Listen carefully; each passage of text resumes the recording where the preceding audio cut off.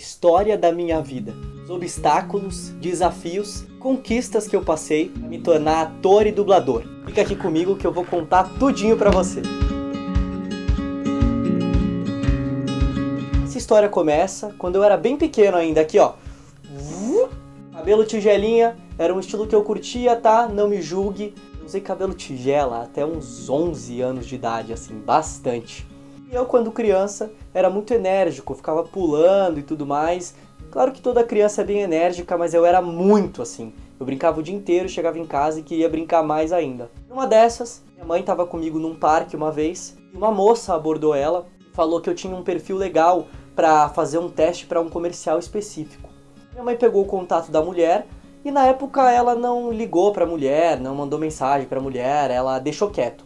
Que eu acho que aquilo plantou uma sementinha na cabeça dela. Porque ela me colocou no curso de teatro logo em seguida. Acho que ela pensou duas coisas. A primeira é que se alguém tinha abordado ela para falar pra eu fazer um comercial, é porque talvez eu tivesse futuro com isso, não sei, podia ser uma escolha. E a segunda, acho que ela percebeu que o teatro era um lugar muito bom para eu gastar toda essa energia do jeito que eu queria, pulando, interpretando, e foi isso que eu fiz. Fiz teatro numa escola grande aqui de São Paulo, que infelizmente fechou. Eu tenho quase certeza que fechou. Não tive mais notícias e eu fiquei bem triste realmente quando eu fiquei sabendo, porque fez parte da minha história. A gente tinha aula de voz, de corpo, até de TV lá, né? Que o professor colocava o chroma key e aí ele ensinava umas técnicas pra gente se valorizar pra câmera, pra ficar de costas, pra luz ficar boa, pra luz pegar direitinho, o olhar. Então foram dias e eu fiz alguns anos lá, né, bem legais mesmo, assim. Eu comecei criança e terminei meio pré-adolescente. Falando da pré-adolescência, eu enfrentei o meu primeiro obstáculo. O seguinte, a minha família estava passando uma dificuldade financeira muito grande. Então o que aconteceu? A gente hipotecou o lugar que a gente morava, que era um apartamento. Eu era criança na época, não entendia nada disso. Só sei que eu tava lá na escola um dia, eu saí da escola, e aí eu tinha almoçado em algum lugar com os meus pais e meu irmão. E aí minha mãe ou eu perguntei pro meu pai pra onde a gente ia. Eu vi na cara dele e ele não tinha certeza. Tava confuso, ele não sabia onde a gente ia direito. E não era nem final do ano. Não era final do ano letivo. Não era tipo férias nem nada assim. A gente tava no meio do ano letivo. E aí a única opção que nos restou foi entrar no carro, pegar ali o dinheiro que tinha sobrado, abastecer e ir pra Bahia, que é onde meu pai tinha uma pequena empresa, tinha algumas coisas lá ainda. Também não estava muito bem das pernas, mas era o único lugar que a gente tinha uma casa, assim, que não era nem nossa, alugada para poder dormir pelo menos, né?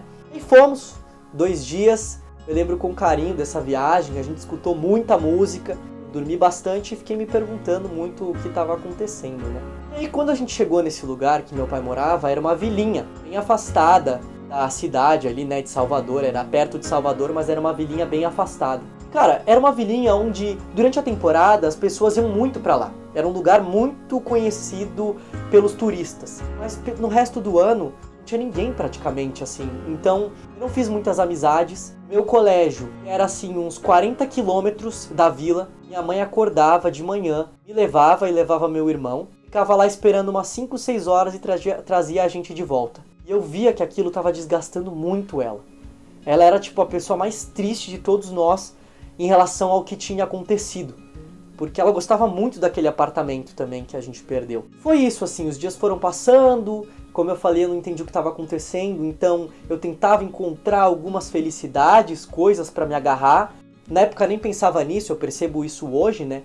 Então eu jogava muito videogame, ficava jogando videogame o dia inteiro, não fazia assim mais nada. E também comecei a jogar ioiô, porque no colégio que eu estudava, os alunos estavam nessa febre do ioiô. E aí eu comprei um ioiô, mas tinha um outro de rolamento que era um pouquinho mais caro e eu queria. E era tipo uns 20, 30 reais, e eu pedi isso pros meus pais e eles falaram que não poderiam no momento. E eu falei assim, ok, né? O que eu posso fazer? Nem sei direito de onde eu tive essa ideia, mas eu fiz uns gelinhos pra vender. Minha mãe me ajudou, a gente vendeu cada gelinho ali por R$1 ali numa ponte que tem, que dava pra praia, que essa vilinha ela era colada com a praia, e vendeu bem, sabia? Eu fiquei impressionado, consegui vender bastante, e o objetivo era só comprar o ioiô. Então a partir do momento que eu tinha o dinheiro do ioiô, eu parei de vender, acabou o empreendimento. Foi uma experiência muito legal, onde eu tive uma ideia para resolver um problema. E isso me marcou, tanto que eu lembro até hoje, assim, com bastante detalhe, assim, tenho na minha mente, assim, com muito carinho. Comprei o ioiô e tudo mais e vivi ali os meus dias e tudo mais, não entendi o que estava acontecendo, era muito pequeno, acho até por isso meus pais não chegaram para conversar comigo. Só que eu percebia que a minha mãe estava ficando cada vez mais triste, tipo, parecia que ela estava sendo consumida por aquela situação. Não, na verdade não parecia, ela estava. Eu acho que eu só não estava sendo consumido porque eu não entendi o que estava acontecendo mesmo. E ela entendia super bem. E aí eu via que ela ia ficando triste, sem energia para fazer as coisas, estava com o estado mental bem sério. Meu pai também percebeu isso e um dia, eu lembro até hoje, de noite, os dois sentaram na cozinha ali para conversar. E assim, antes da gente viajar, a gente tinha feito um curso de dublagem. E a gente tinha feito alguns testes de dublagem também. Porque um amigo meu foi fazer o curso e eu fui fazer também. Então a gente tinha feito um curso de dublagem e tinha feito alguns testes também. E a gente tinha passado nesses testes, mas não pôde gravar porque a gente teve que sair de São Paulo, né? Como eu contei. Então, meu pai, sabendo disso, sentou com a minha mãe e conversou sobre isso, sobre a gente tentar essa volta quando entrasse as férias. Então a gente juntou ali o que a gente tinha e fez isso, arriscou. A gente tinha um prazo de validade, porque a gente tinha 2 meses e meio de férias e depois tinha que voltar para estudar, não podia ficar sem estudar. E aí a gente foi para São Paulo, juntou ali as nossas coisinhas, foi para São Paulo e ficou num hotelzinho muito pequeno. E aí tinha até um Sesc do lado, e como era férias, tinha umas atividades para as crianças, a gente ficava lá bastante tempo, era muito divertido. Passei momentos muito bons nesse hotelzinho. A gente comprou um modem, que eu acho que, nem sei se hoje em dia existe mais, era uma bolinha que você carrega o seu chip, e aí você põe o chip na bolinha. Se você lembra disso, comenta aqui. Então você carrega o seu chip, que é pré-pago, aí você colocava com o crédito que você tinha e ia gastando. Aí usava a internet no modem. E eu assisti muito Naruto essa época. Ficava assistindo muito Naruto. Divertia. E aí, nessa hora, gente, entra uma das grandes heroínas da minha vida, que é a minha mãe. Ela foi a minha heroína nesse momento, ela abriu as primeiras portas e oportunidades para que eu e o meu irmão pudéssemos dublar. Como ela fez isso? Primeiro eu quero falar para vocês que quando a gente está começando em alguma coisa, óbvio, eu acho que a gente tem que ter duas coisas. Persistência e a segunda, cara de pau, mas sem ser inconveniente. Ser cara de pau é diferente de ser inconveniente. Tem como ser cara de pau e persistente sem ser inconveniente. E foi isso que ela fez. A gente começou a fazer registros em alguns estúdios. Então teve até um estúdio que a gente foi, e aí depois ele mudou de endereço, a gente foi de novo, ninguém lembrava da gente, a gente gravou, deixou nossa voz lá. Teve um outro estúdio que minha mãe ligou, o dono do estúdio falou que não trabalhava com criança, mas de tanto ela insistir, a gente foi fazer o registro, e 2 semanas depois apareceu um personagem pro meu irmão fazer. E aí, nesse mesmo estúdio, uns anos depois, eu dublei o Atreus de God of War. Então esse estúdio a gente viu ele crescendo, sensacional, pra vocês verem como as coisas são. Então ela foi a minha grande heroína, cara. Ela ligava pros estúdios, ela marcava as coisas pra gente, até porque eu não tinha capacidade de fazer aquilo no momento, né? Eu era muito pequeno. Então, mãe, muito obrigado por tudo, te amo. Você foi minha grande heroína, abriu as grandes chances pra mim. E a partir do momento que a gente começou a dublar, a gente começou a melhorar. A gente voltou pro teatro quando a condição melhorou. Então a gente foi se aperfeiçoando, eu e o meu irmão, né? A gente foi melhorando a interpretação e tudo mais, e foi sendo chamado para mais coisas, até que a gente saiu do hotel, foi para um apartamento menor, e conseguiu também voltar para o colégio que a gente estudava antes. Foi muito incrível a gente ter conseguido fazer isso num intervalo de poucos meses, assim. Minha mãe fez mágica, assim. Não sei se foi mágica, foi um esforço absurdo que ela fez. Esse exemplo de persistência dela, com certeza vai ficar para minha vida toda. Então, também recado para você, se a sua mãe se esforça por você, ou alguém da sua família se esforça por você, valorize isso. E aí eu comecei a dublar, fiquei ali na dublagem e tal, né? E como eu falei, quando eu era pequeno, eu fiz alguns comerciais, eu participei de uma agência. Então eu tinha muito essa experiência dos comerciais, de ficar esperando o dia inteiro, porque assim, você vai, fica esperando o dia inteiro, aí faz o teste, muitas vezes não passa. E aí o que acontece? A dublagem é tudo horário certinho, você chega, grava, vai pro outro estúdio e tal, e eu adorava isso. Minha mãe um dia chegou falando que a agência que a gente tinha, né, que a gente faz parte, tinha me chamado para fazer o teste do SBT pro Matheus de Cúmplices de um Resgate. E você acredita que eu falei que eu não queria fazer porque eu tava de boa na dublagem? Ela tentou me convencer, não conseguiu, mas deixou quieto depois. Eu comecei a pensar e falei, meu, eu não vou perder nada, deixa eu fazer aqui. Fui lá, fiz o teste, fiz um monólogo, depois tem o callback pro personagem específico, né? E aí, tipo assim, o personagem que eu fiz o teste era um personagem malvado, não era o Matheus. E aí me chamaram pra fazer o Matheus. E aí essa época da novela foi uma das melhores da minha vida, sem dúvida.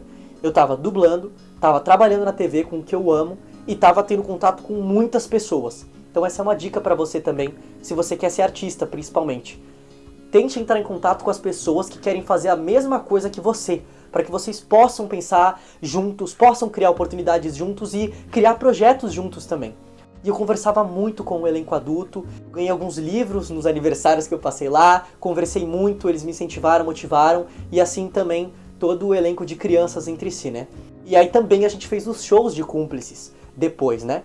Inclusive, se você for em algum show e lembra de mim, comenta aqui embaixo, cara, porque foi incrível, eu tive a oportunidade de viajar ao Brasil fazendo esses shows de Cúmplices, então realmente foi uma das melhores épocas da minha vida, assim. Também fiz um musical. Eu fui lá, fiz um curso de teatro musical e coincidentemente apareceu o teste pro Castelo Rá-Tim-Bum, o musical do Castelo Rá-Tim-Bum, que é esse aqui, ó.